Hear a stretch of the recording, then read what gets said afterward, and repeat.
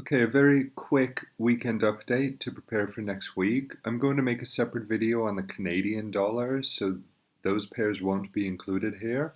And the US dollar pairs have not changed so much since the video earlier this week, so I will go over them briefly only. The DX is still rather unclear. It is in a corrective manner. I've got two things in mind about a possible leading diagonal or a corrective swing here. So it still has to determine its direction overall, so I'm just going to pass that by. The bullish percentage now is at about 26%, so not much has changed there, it's very low. Same with Euro US dollar, I'm still looking for one more high in this pair. I don't think it's completed yet if it's going to adopt a bearish swing. The idea hasn't changed much. There are two possibilities. We could have a large wave 4 triangle here and a very sharp wave 5 ending diagonal here, which is possible. And now we're seeing a bullish swing here with a series of a leading diagonal, a wave 2, and then a 1, 2, and we're starting a 1 of 3 here. So there is a possibility for a very bullish swing in this. Alternatively, there may be something like an ending diagonal emerging here for one more low. There's no question that this looks choppy, and it does not really look like a leading diagonal plus a number of bullish swings. However, that could happen. So that's my backup. My main plan at the moment is that this is a corrective swing. Same on cable, looking for one more high still. It looks like it could be in the final swing of a five-wave impulse from a triangle. I don't have any more detail on this to update. I don't really have a bullish count at all, so I am looking for a high still to be put in. There is, however, no divergence as yet. So, as I've said before, the better trades are in non-US dollar pairs. The best trades are either in Canadian dollars or some of these Euro down under or Aussie New Zealand pairs. Okay, the triangle idea on Aussie US dollar has been working. This swing here, let me just go back to it here. This is a series of threes. So I'm going to mark this. I haven't moved the labeling actually. I'm still looking at this as D of a triangle, a corrective swing, and then a hard move down is still my preferred view. There is a possibility that this also is a more bullish triangle, but I don't have any evidence of that yet, so I'm going to just leave it like this and expect a bounce into next week and for further sells on it. It looks like some type of corrective swing or move up in any cases on the way here on the 4-hour chart. And similar with New Zealand dollar, this pair's been weaker. As I've said many times, the New Zealand dollar is perhaps the weakest currency in the world, or one of them. And this swing here now may be in the area of completing. There's going to be divergence coming in on the next low. And I am marking this too as a series of threes here and here. So the overall view hasn't changed. There's nothing that I can. There's nothing bullish that I can see about this pair on any time frame. Oh, also because the monthly candles have closed, I should go over some of these. I will in other pairs. I'm not sure if there's much to say about this. The Euro US dollar monthly candle did close within the high of March, so that it does not confirm a real bullish move yet. Usually it's better to see a candle close outside the range of the previous candle for a more bullish view, but in any case, New Zealand dollar does not have a bullish look at all, in my opinion. So going on to other pairs that are offering better trading opportunities. Okay, US dollar yen I have not covered for quite a while. What I want to say about this pair, I made a video about a month ago on the long-term US dollar yen chart from 71 through to today. And it seems that it is putting in a low for the next swing. Now, the monthly close on US dollar yen is a bullish looking hammer with a small green top. So This is looking like it's finding a low and is preparing for a move up. My idea on a move up is above 125. So that hasn't changed. There is I think there's a gap to fill on this, but that's not the issue here. The issue here is that basically it has done enough here for this final three-wave swing down. Actually, possible five-wave move, actually. So in any case, viewing this as a five-wave move over here, I don't want to repeat all this. It's in the long, somewhat tedious video that I made. But if we're looking at wave one into here or here, this is obviously corrective. So the next swing is underway, and from the low, from the recent low, there's probably another high or two to come in this, and then look for a correction to buy into that. The channel did hold, which was the good news. So this pair is taken back on a bullish view now with the monthly close. So any dips are buy opportunities in dollar yen for a move above 125, 126.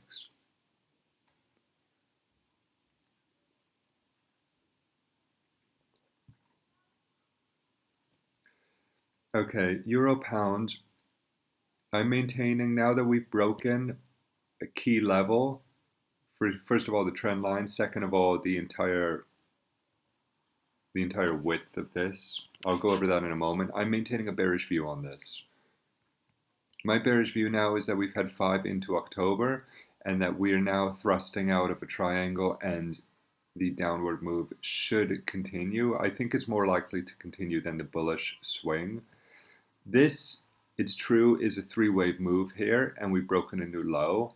However, I do not see this as bullish here. In order to change my view, I will need to see evidence of this. So I'm sticking with the bearish view now that we violated a number of key points. We're still at horizontal support into here, but I'm not viewing that as, I'm viewing that rather as something that's likely to be broken. Now, if you're going to maintain that this is a three-wave swing here, I would like to see that explained proportionally into the swing, into the whole move from July 2015 through October 2016. How that can be incorporated. Because in my view, the sideways movement here and the time of it, proportion of it, is out of proportion to the rest of the swing. So I'm going to maintain the bearish view on this. And so far we have not had any bullish indication on the pair yet from the recent low. It is gap filling, so maybe we'll see a turnaround, but for now the bearish view stands. Okay, Euro Australian dollar. My overall view on this has been bullish for quite a long while, but I was anticipating one more low when we had this very choppy sideways pattern for a few weeks. That has not materialized, and I've killed off that idea now. So I think we have the low in this pair. And it was Elliott Wave Speculator on YouTube who managed to put an account on this as a 5-wave swing here, a truncated flat for wave 2, a running flat, and a bullish move here now. So the issue here, it's looking like there is it can still be counted a number of ways, it has to be said, because the truncation here is awkward. I was not able to see, and I wouldn't trade that anyway. It's hard to deal with truncated flats as such. But there's still a number of ways to count this overall, but I'm going to maintain a bullish slant on this. What I think is that there's essentially a completed sequence here, and that we should see some type of correction over the next week or two, possibly into a gap fill around 143, 142, and a turn higher. So I'm going to maintain now that this pair has taken on, this pair has made too strong a move to be bearish for another low beneath 136, and I'm going to continue with a bullish view on this from now on to forget that further low. So I would say that this sequence here from 139 has basically completed, and we'll look for a correction. I will look for a correction into about 143 or so. Euro New Zealand has been the star and the outperformer in all the markets. And this has been a great pair, tracking it since 145. I started making the videos on YouTube about here in this corrective sequence, and everything has been running very well. The only issue is that the three-wave move here did not extend, but it didn't make enough of a move. So we appear to be close to a high on the 4-hour chart. I'm marking this right now as possibly one more high, because I'm looking for a wave 4 into here at one more high. So maybe we'll see a type of triangle emerge or an ending diagonal or something like that, and then a bit of a correction down. So both these euro pairs, these euro down under pairs, I'm looking for a bit of a correction either immediately or a bit soon after to come in to that pair. But the bullish view on Euro New Zealand has not changed. I'm looking way up in this pair. If it's really in wave 3 now, let me just go down here. If this is wave 2, if that's all of wave 2, which seems most likely, this is not some type of corrective wave. This is a thrust. So this is wave 2 here. This is now on the next high, perhaps, to be one of 3, and we should see some type of correction coming down. I doubt we'll see a gap fill in this. It'll probably just make some type of few 100-point correction for wave 2 of wave 3, and then we'll see 3 of 3 much higher. So that's my current count on this, but in any case, it is very bullish still. Pound New Zealand, I don't have a count on anymore. It's been too bullish. I think I made a mistake in separating the New Zealand pairs. For example, I now have the Canadian pairs essentially in line, and they were mostly in line before. My mistake, I think here, I was bullish Euro New Zealand and bullish Aussie New Zealand, but I was not bullish on Pound New Zealand. So I still like the idea that this is a type of wave 4, but the proportion may be off. I will simply have to go over this at a later time.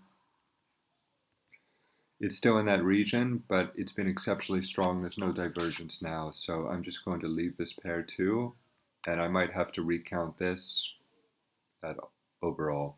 Hasn't worked out so far. It did work out here for a bullish view, but the bearish view here has not worked whatsoever. Okay, Aussie New Zealand is another well-performing market that I've managed to get a good grasp on, I think. So I'm looking higher overall. This is first wave up. We had a small correction into here, and the advance has started once again. I mentioned on the monthly chart the 106.50 level. I had a range 107.50 to 106.50. It hit the 8 EMA pretty much perfectly and has since been extending. I expect possibly on the 4-hour chart a small correction into here. You could count this as 5 waves.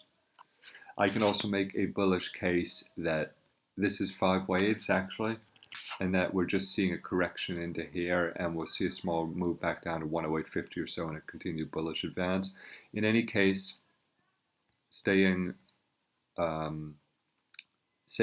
less preferably about this because the count's been very clear. It's bullish, and any corrective sequence is a buy. What I do want to say is that a lot of traders on this pair were looking for 107.50 to hold horizontal support here on a retest, but horizontal support is not very trustworthy. It does essentially work, but it does not work to any precise levels, whereas diagonal trend lines can. So what happened here, 107.50 didn't hold. We had a spike through down to 106.50 here.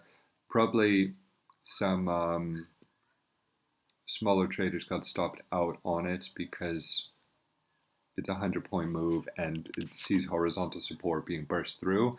But it doesn't make a difference overall. The bullish count remains, and that's typical of horizontal resistance. So I just wanted to mention that if you do trade the horizontal type of support resistance, don't expect to the point levels to hold. They usually violate and then turn around.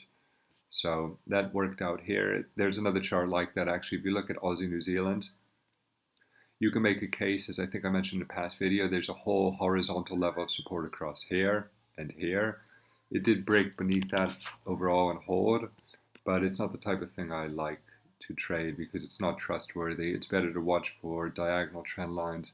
It's better to watch for corrective and impulsive sequences, and most importantly, um,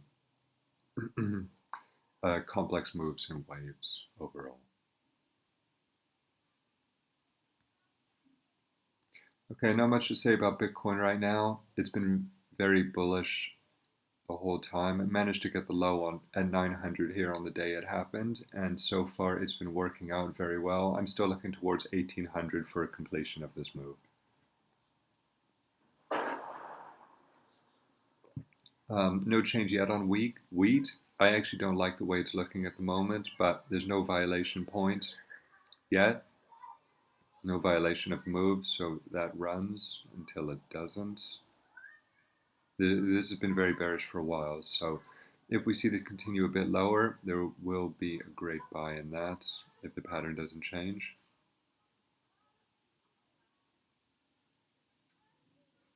Okay, that's it. I'm going to keep it really short this week. There's not really much to say. The pairs that have been working out have been working well.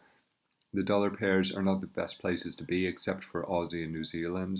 The euro and pound pairs have not been, they've been time wasting so far. So pairs for next week, Aussie New Zealand still looks good for dip buys.